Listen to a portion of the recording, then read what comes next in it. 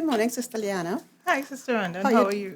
I am doing good. Blessed by the grace of God. How are you doing this morning? I'm wonderful. I'm glad to be here. Yeah, you see another price increase, Yeah. which means added now to all that has been happening in the world, we have global prices going up That's for right. wheat, for fertilizers, Yeah. and shipping and oil. Added to which, we just came out of the pandemic with all these lockdowns That's and right. loss of income for the Yeah. last 2 years. It's not easy. It's going to be really, really hard on people's Yeah. pockets. It's going to send the cost of living right through the roof. Yeah. And this is a time we really need to sit up now and take notice. That's right. And a lot of people are wondering, well, how am I going to make it? But we can rest assured that God's word provides some guidance. It gives us some principles by which we can live by. That's true. And one of those principles is to be content, live within our means. Yes. And when Paul was speaking to the Philippians, he said in Philippians 4, chapter 4, verses 11 to 13, he said, I have learned to be content whatever the circumstances. I know what it is to be in need, and I know what it is to have plenty. I have learned the secret of being content in any and every situation, whether well-fed or hungry, whether living in plenty or in want. I can do everything through him who gives me strength. Thank God for that, because I could see coming up, we're going to have some periods where we're Yes. not going to have a whole lot, and we're going to really just have to make some changes. That's right. People are making a lot of fuss about the gas prices going up. And I mean, they have to. It's going to impact every That's correct. aspect of living, every cost that we face every day. But there's another principle that the Bible gives to us. And it says that we can be frugal and we have to practice economy. And I know when I present the text this morning, a lot of people may not have thought about it. But when we read it, we recognize that Jesus in this text is teaching us that everything counts. Yes. In John chapter 6, verses 12 to 13, it says, when they were filled, he said unto his disciples, gather up the fragments that remain, that nothing be lost. Therefore, they gathered them together and filled 12 baskets with the fragment of the 5 barley loaves, which remained over and above unto them that had eaten. Jesus is telling us that nothing should be wasted. Yeah. Everything matters. So we need to be frugal. We need to practice economy. Yeah. And you know what is really nice about this? How much did they start off with? And how That's much it. did they end up with? In God's hands, it's amazing what could yes. happen once we put it into God's hands. That's right. In fact, I'm reminded of another quote from the book The Adventist Home. one of It my says, favorites. many, very many have not so educated themselves that they can keep their expenditures within the limit of their income. They do not learn to adapt themselves to circumstances, and they borrow and borrow again and again and become overwhelmed in debt. And consequently, they become discouraged and disheartened. Yeah. Life can be overwhelming when we recognize that we can't meet the expenses that we have on a monthly basis. And Sister White says it right. We keep borrowing and borrowing, and we become overwhelmed by all the financial expenses that we have on a daily basis. Yes. Yeah. Yes. But think about it, Sister Leanna. If I'm working for $100, how could I possibly spend $120? I mean, look at the principles now. How can we spend more than we earn? So there's only one way you can be spending more than you earn. It means that you're borrowing.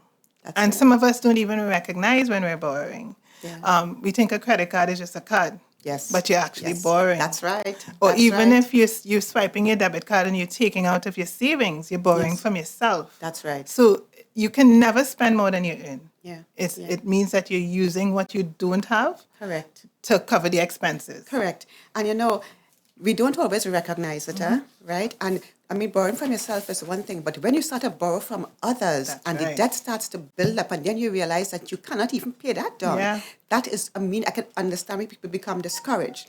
So the thing is, instead of borrowing and becoming overwhelmed, we have to learn to adapt to our changing circumstances. And that's what we're going to do today. Today we're going to talk about the dreaded B word. Wow. You We're know going to what talk that B word about is? budgeting. Budgeting. And I don't know, budgeting sounds intimidating. It sounds restrictive. It sounds as if I'm living by rules only. But budgeting is a wonderful thing. It is.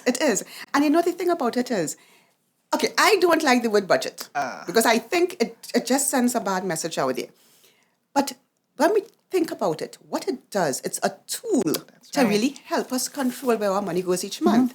Now, the word budget doesn't really reflect its purpose, right? A better term for a budget, I think, is a spending plan, because that's what it is. That's what it It's is. a plan to help us control how we spend our money. And in fact, in Luke 14:28, it says, and this is Jesus talking now, he says, "For which of you intending to build a tower, sitteth not down first and counteth the cost, whether he have sufficient to finish it." So you see, even Jesus himself tells us about the importance of planning before we spend, right? And so we want to be sure that whenever we spend money, that firstly, there is money available to be spent. That's right. And secondly, that we are putting that dollar to its best use, right? So we're going to do two things today. All right. We're going to develop a spending plan, right? Which would help us identify, firstly, whether in fact we are or are not spending above our income. And then we're going to share some means as to how we could improve our financial situation, right? And, even if your situation looks quite good, trust me, you could always improve on it. So that's what we're going to do today. So then we're saying everybody needs a spending plan. Everybody, right? right. You see, the thing about it is, to grow financially, you must spend less than you earn. Yes, correct. You must, right? And that's what the spending plan helps us with. Yeah. And I'm going to go through a few points in terms of what the spending plan can do for you, in terms of the benefits. First of all, it reveals your spending habits. It's not until you actually put pen to paper and begin documenting how you're spending your money, you see your habits. You actually see, oh my goodness, this is what I do with my money on a monthly basis. It gives us ideas and identify the areas where we overspend.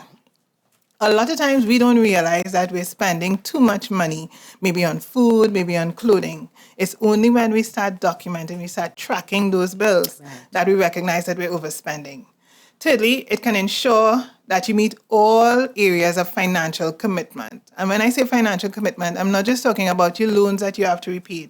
I'm talking about meeting a financial commitment to yourself, saving, putting aside for those rainy days, putting aside for accomplishing your financial goals. And it helps us to achieve an increase or surplus that can be directed to our financial goals. So it's important that we develop a spending plan. It's basically what it is spending your money on paper before you spend it in real life. On paper, you could erase and put in a new figure. In real life, when it's gone, unfortunately, it is gone. I actually like that line. Say it again. It is spending your money on paper before you spend it in real life. And you can make all the mistakes on paper. Correct. There's no cost to it. That's correct, except for the eraser, of course. Right. Now, the process of doing a spending plan is actually quite straightforward. Correct. Basically, what you do, you record your current financial situation. You look at your income and you look at your actual expenditure. Then you make adjustments to ensure that you are spending less than you are earning. And thirdly, you use that adjusted spending plan to manage your spending going forward. Right? And as I said, and I can't reiterate enough, even if you are comfortably meeting your expenses right now, there is always room for improvement.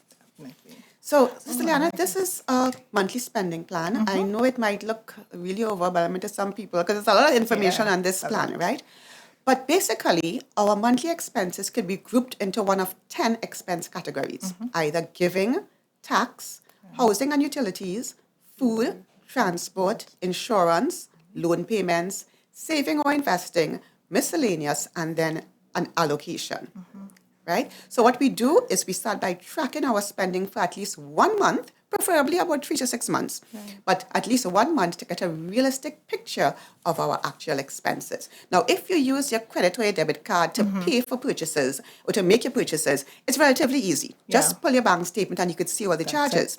If you use cash though, then you must be disciplined to keep good records, keep all your receipts, right?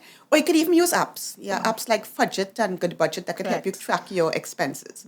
The main thing when you're doing this spending plan is don't try to make it balance, right?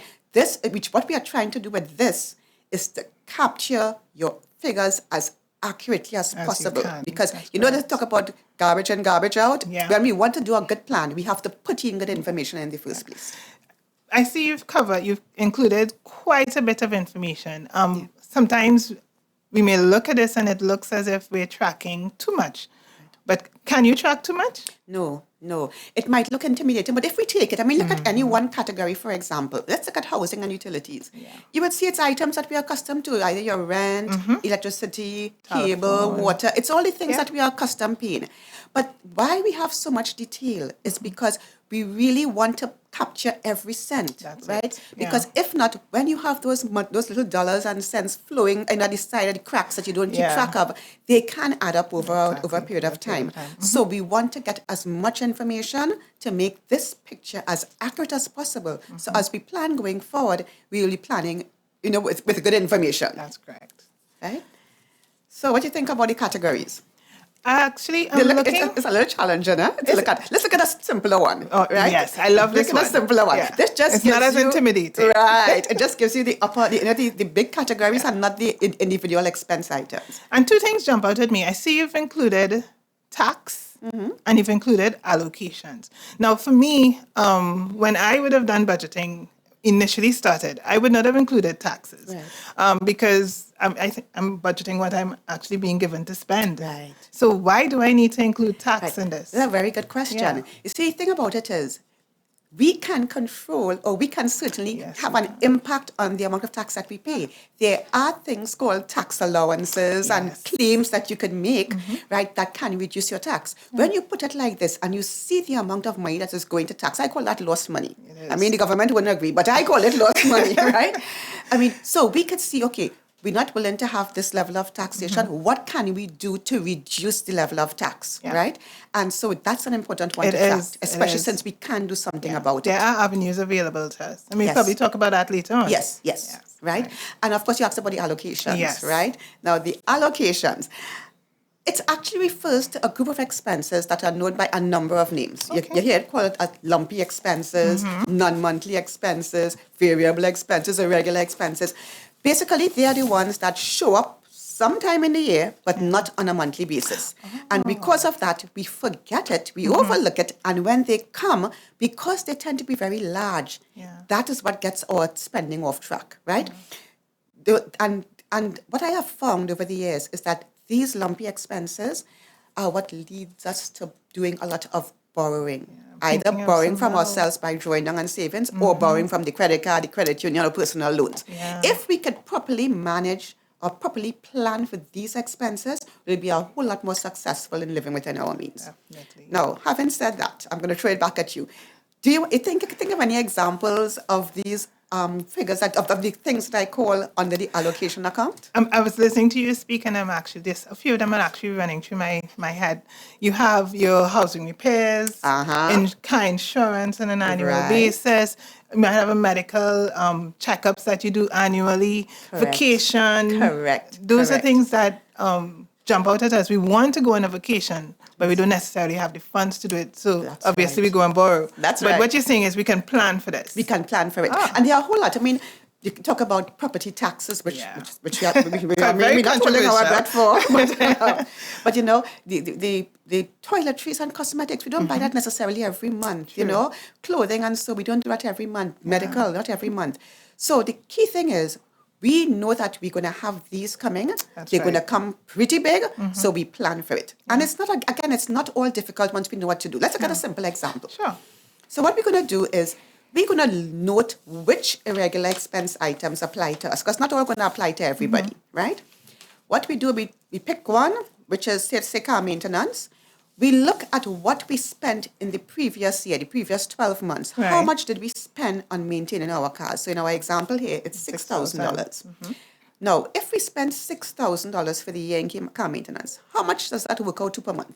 $500. We divide by 12, right? And similarly, if we would have spent $1,200 in medical expenses for the year, that again, divide by 12, works out about $100 a month. And so we look for every example that applies to us. Home repairs, if we spend $2,400, it's $200 a month. Clothing, if we spend $1,800, it's $150 a month. And we do that for every expense item that applies to us. That's the irregular expenses, right? And what we do, we total it. So you would find that for the last 12 months, we would have spent approximately, in this example, $11,400 in these irregular expenses, which works out to a monthly equivalent of about $950. So what we do in our planning is that we would now take that $950 and we would save that every month, right? Okay. What we do, we put it into an account, a separate account. You don't want it to mix up with your regular account because Correct. you know what's going to happen. You're going to forget that you're saving it for something, right? So you put it into a separate account, right? And when the expense is due, instead of borrowing from somebody, you borrow from yourself and you draw down. This is actually a revolving account. So you put in every month and you take out as soon as you have the various expenses. Now, Sister Leanna, look at some of these expenses here. Car maintenance, 6,000, medical, 1,200, home repairs, 2,400. That's a lot. If we have to save $950 a month, isn't that a whole lot easier to manage, you think? It's much easier to manage. In fact, I'm looking at the 11,000 versus the 950, and I feel a little bit encouraged. Right. I feel like I can handle these bills on a monthly when they actually show up. Yes. Yeah. It certainly puts us in a better position, right? And the key thing, it keeps us out of debt, right?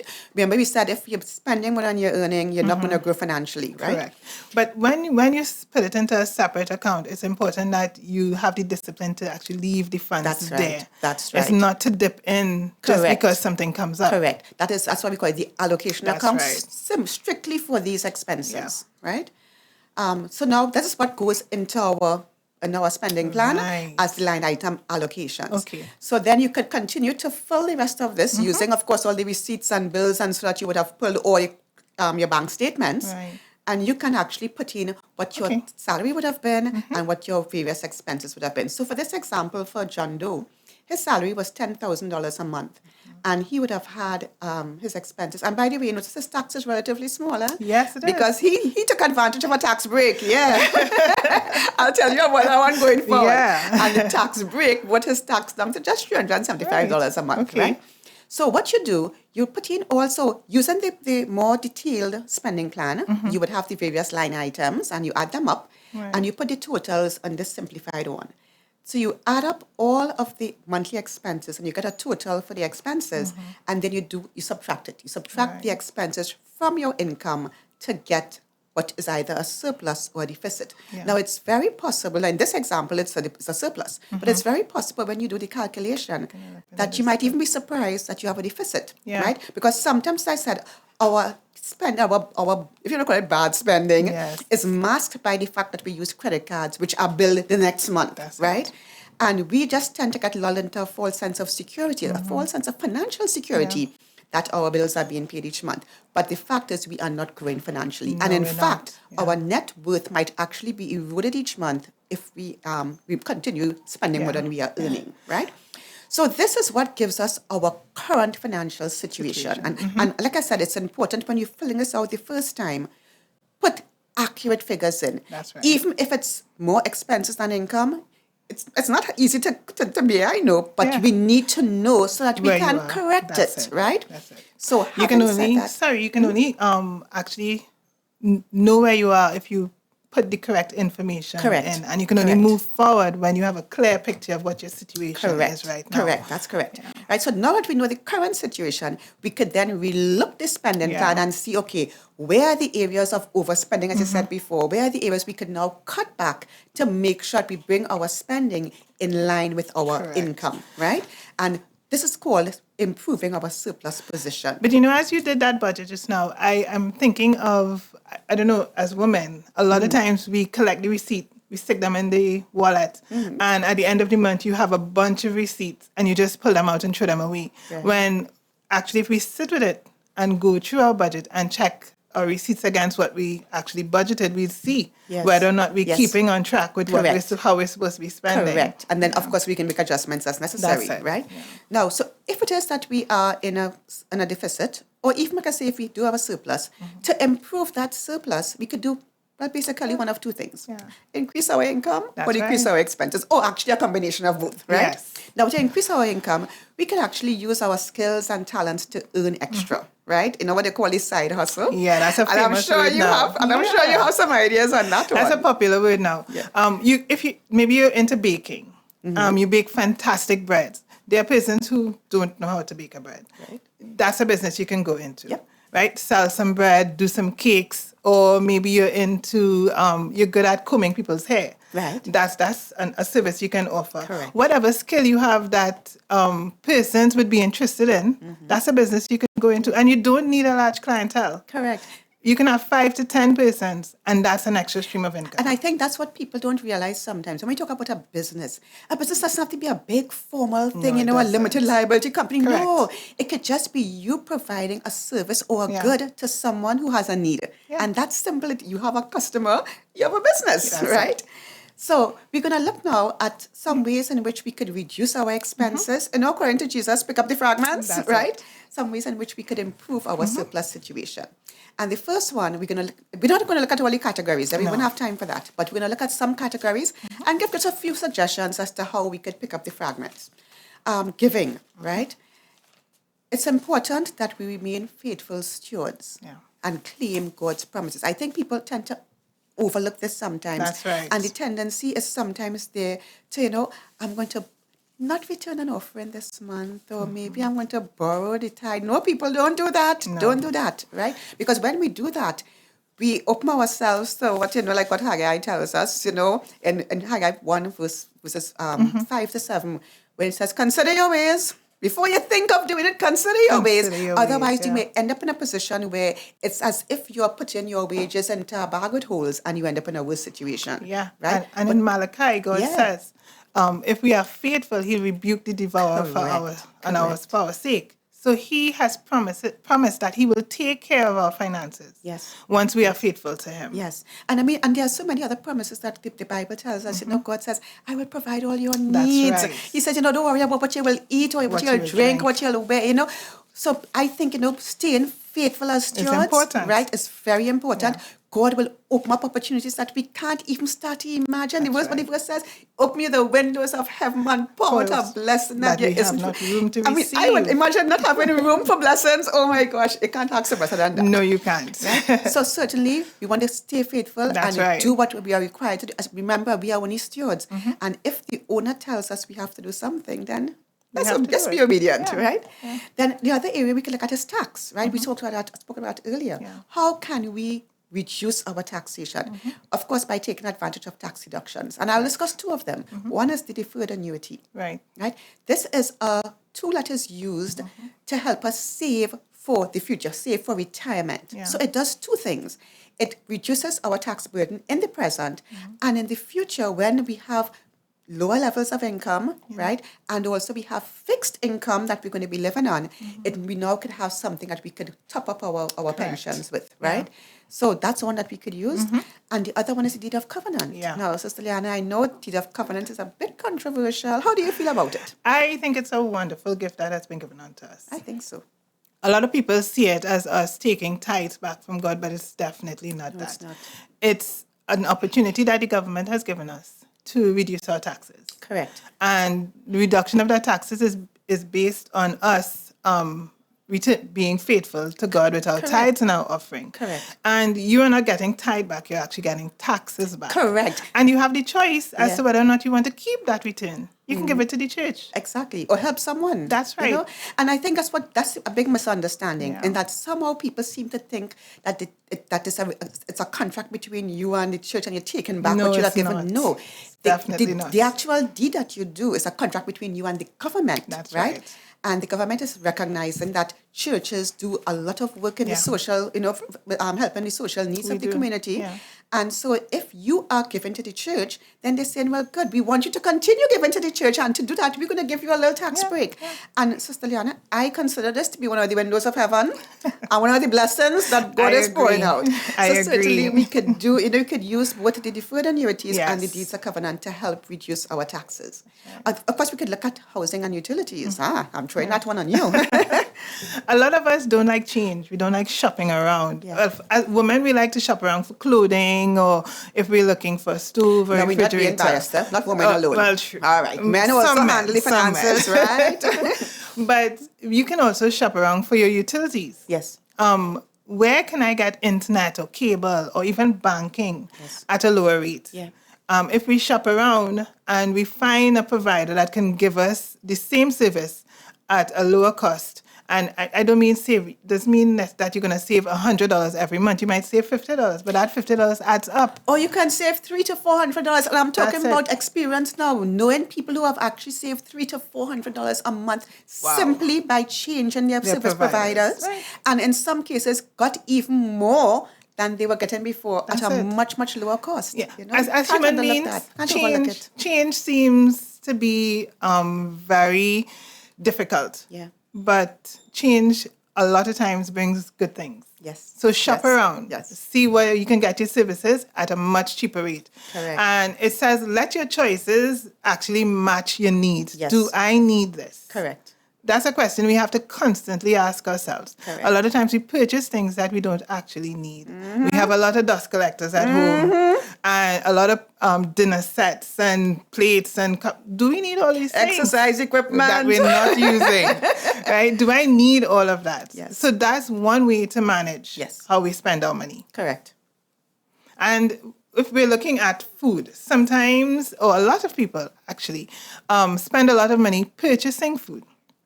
And there are ways we can cut back on what we spend on our foods.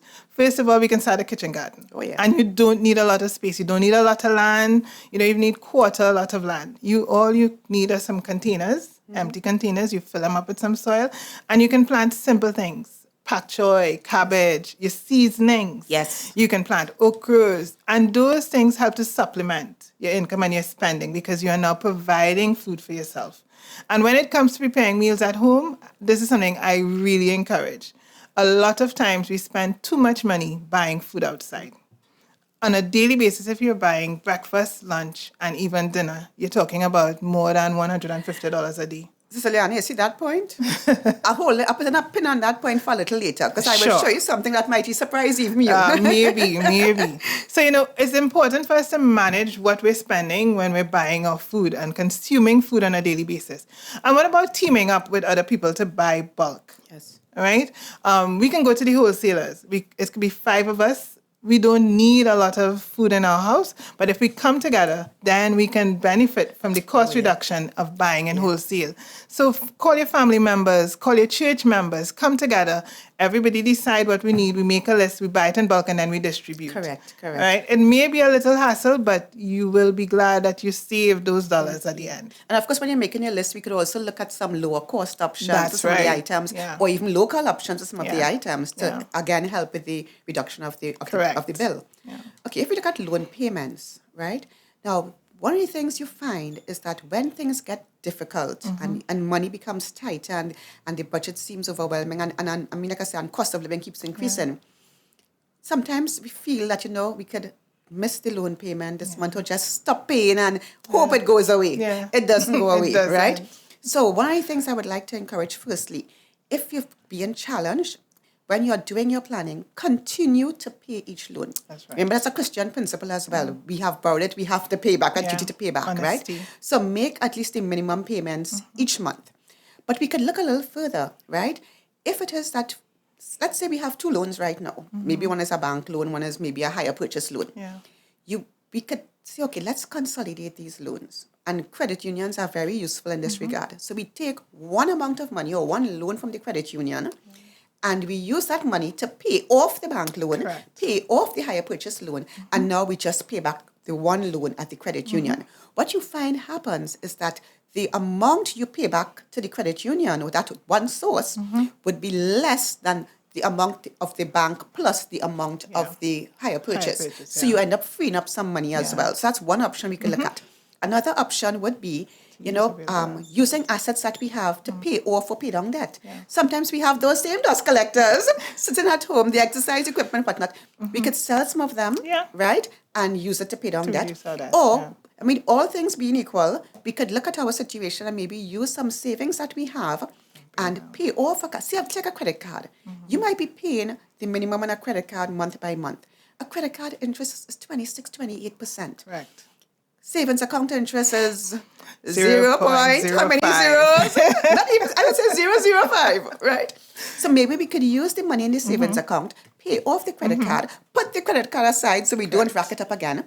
And then what we were paying monthly to the credit card, we can now put that towards the savings account and Correct. build back up our savings. Correct. So those are things that we can do. Yeah. But I would really encourage people, if you're having challenges with the loan payments, don't assume it's going to go away. No. Contact the lenders, talk it out, because face it, they want their money back as well, right? Yeah. So they'll be willing to work with you, right? And you don't want to just ignore it, because your credit score would then be affected. That's another problem going forward, right? Correct.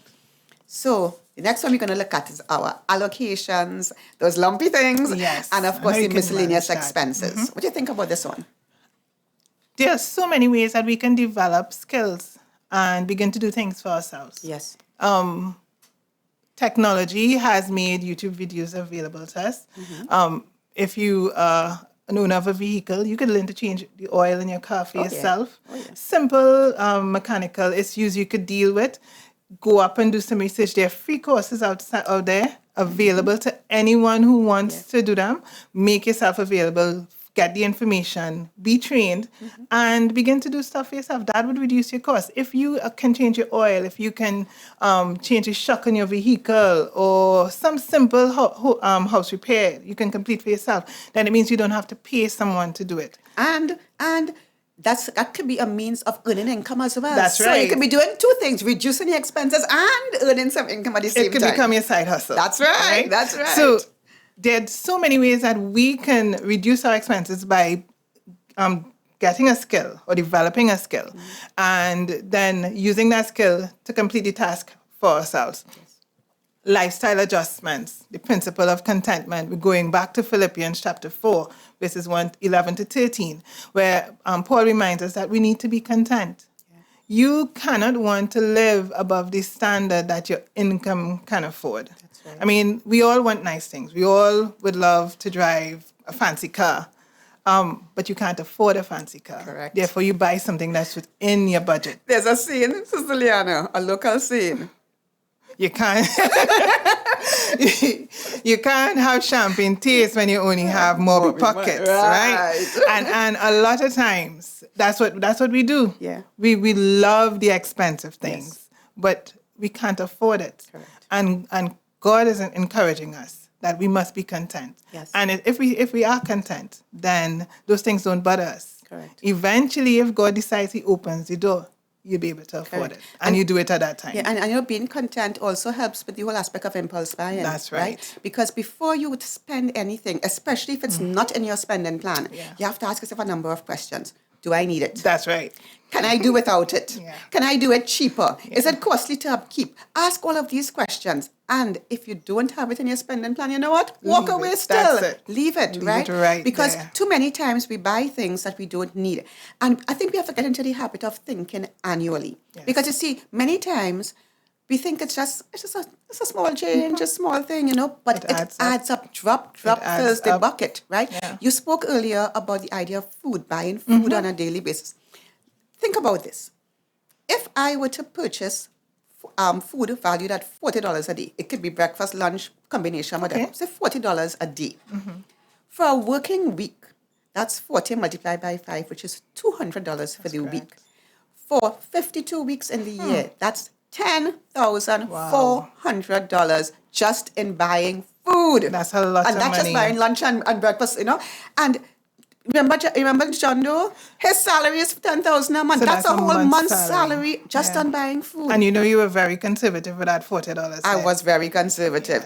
So when we kind of think annually, we recognize how much money might be slipping That's through our right. fingers Yeah. without us even realizing it, right? So that's definitely an area we have to start to. And everything, think annually. That's right. You know what? I have gotten into the habit when I go, I wouldn't say shopping. If I go into a store and I pick up something, I'm having that conversation with myself as I go to the cashier. Yeah. Do you need this? Yes. Why are you buying this? Yeah. And a lot of times I find myself turning around, walking back, putting it on the shelf, leaving and getting home and not missing what I didn't Correct. buy. That's a very good practice. Yeah. You walk around twice while you're holding Yes. it and keep talking to yourself.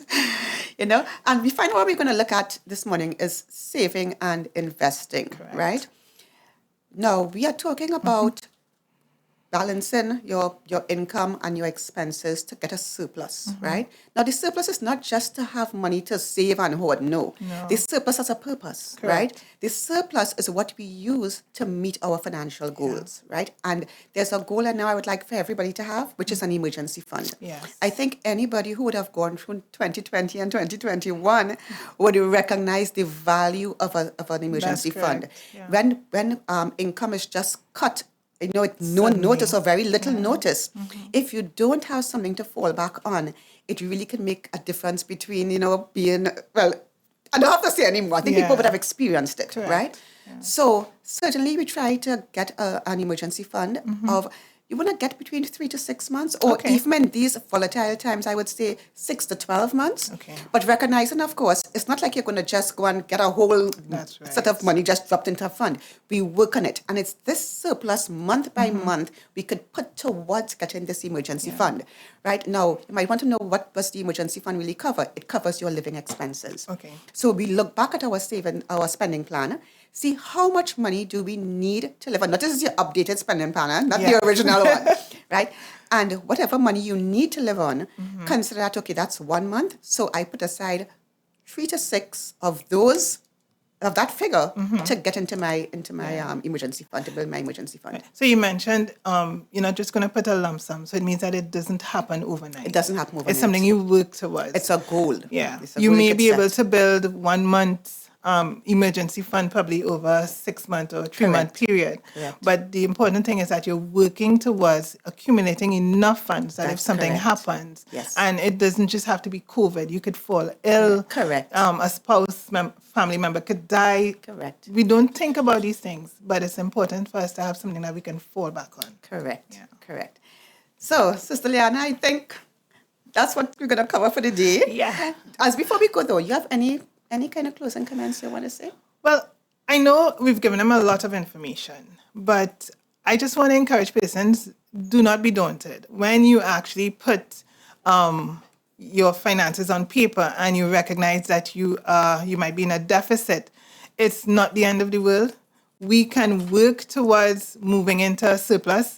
Don't give up hope. God has given us the principles by which we can live, and it can be accomplished. Yes. Right? Yes. I don't want anyone to leave feeling that this is not for me. I don't work for enough money to budget. I could never have a savings. I always say to persons, if it's $5 out of that $300, out of that $4,000 that you're working for, if you put that aside every month, when the end of the year comes and you look back and you see, hey, I've saved $60, I've saved $100, I've not touched it. You'll be encouraged. Correct. And eventually you'll reach to the place where you can save more. Yes. Right? Yes. It just means that you start with whatever little you have now. Yes. Basically, you need to be consistent. That's right. And you need to be disciplined. Correct. Right? That's very good counsel, you know.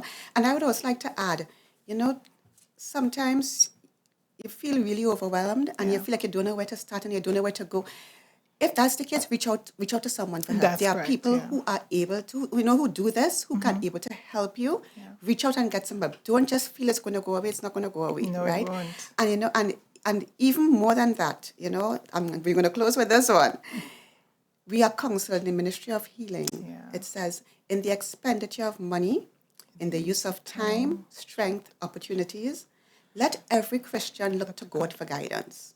If any of you lack wisdom, let him ask of God that giveth to all men liberally, and upbraideth not, and it shall be given him. Taken from James 1:5.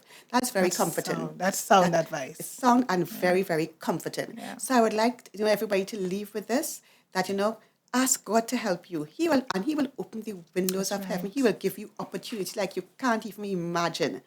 And at the end of the day, you will end up being a faithful steward. It's been a pleasure, Sister Rhonda. Same here. Look forward to the next time. Sure. Where we will look at something else. Definitely. Okay.